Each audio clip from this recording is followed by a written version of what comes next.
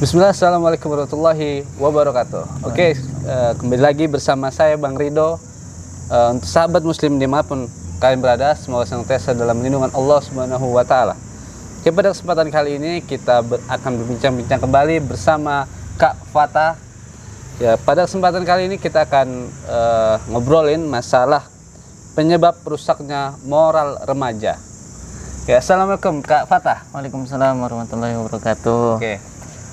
Pada hari ini, pada zaman hari ini, nampaknya banyak sekali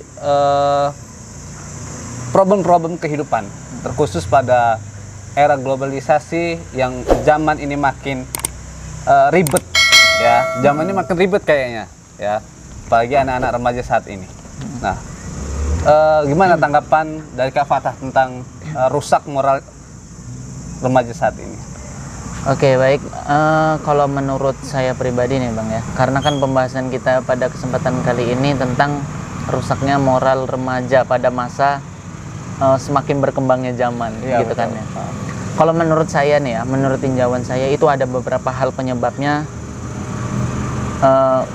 Penyebab yang paling menonjol kenapa moral remaja itu bisa bobrok seperti ini, gitu. Kalau yang pertama itu menurut saya itu kurangnya pengawasan dari orang tua. Jadi karena remaja pada saat ini mereka itu inginnya bebas. Seperti itu, inginnya mereka tidak diatur, inginnya hidup sesuai dengan keinginan mereka sendiri. Nah, seperti itu. Nah, mau nggak mau sekarang orang tua karena dikhawatirkan anaknya ngambek, anaknya baper, anaknya marah, ditakutkan anaknya ketika dimarahin anaknya pergi kabur dari rumah. Nah, itu kan orang tua lebih milih, oh ya udahlah biarin aja. Nah, seperti itu. Dan terkadang masalahnya itu seperti ini, Bang. Ketika orang tua itu udah melepas anaknya, maksudnya kan anak saya udah gede, dilepas gitu. Nah, tetapi anaknya yang nggak sadar diri gitu, malah mereka bergaul tidak sewajarnya, melampaui batasan-batasan syariat Islam, seperti itu. Padahal kan seharusnya ketika misalkan orang tua itu sudah menyerahkan semua kepada anaknya yang sudah remaja ini terutama ya, itu seharusnya kan anaknya berpikir. Seharusnya orang itu ketika semakin usianya bertambah, pemikirannya semakin luas, jangan makalah semakin sempit. Dipikir hanya yang sementara aja gitu. Enak-enaknya aja ya. Pacaran mungkin, habis itu jalan berduaan gandengan tangan. Habis itu nanti ujung-ujungnya diselingkuhin, sakit hati, nangis, baper, bunuh diri. Waduh, kan itu kan bahaya banget gitu Bang. Betul. Jadi ketika masa-masa sekarang ini orang tua ya perlu juga untuk memperhatikan anaknya. Meskipun itu udah remaja, tetap harus diingatkan seperti itu. Jangan sepenuhnya dilepas. Karena takutnya kayak tadi, ketika sepenuhnya sudah dilepas, tapi anaknya yang nggak sadar diri, malah anaknya itu batasan-batasan syariat dilewatin seperti itu. Mungkin makanya maraknya perzinaan dan lain sebagainya. Itu yang pertama. Habis itu yang kedua Bang, ini kalau menurut saya pribadi itu lalainya atau berlebihannya dalam menggunakan gadget. Seperti itu. Jadi ponsel ini Bang nih, itu mempengaruhi banget sama pemuda dan remaja pada saat ini. Karena dengan ini sekali klik apapun dapat, gitu kan ya.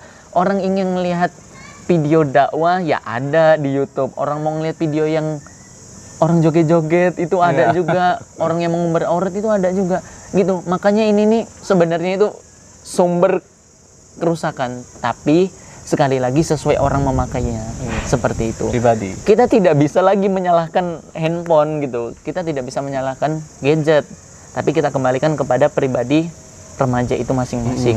Apakah mereka menggunakannya untuk hal-hal yang bermanfaat atau sebaliknya, seperti itu. Nah, sekali lagi penggunaan handphone itu perlu pengawasan dari kedua orang tua, seperti itu. Itu yang kedua menurut saya.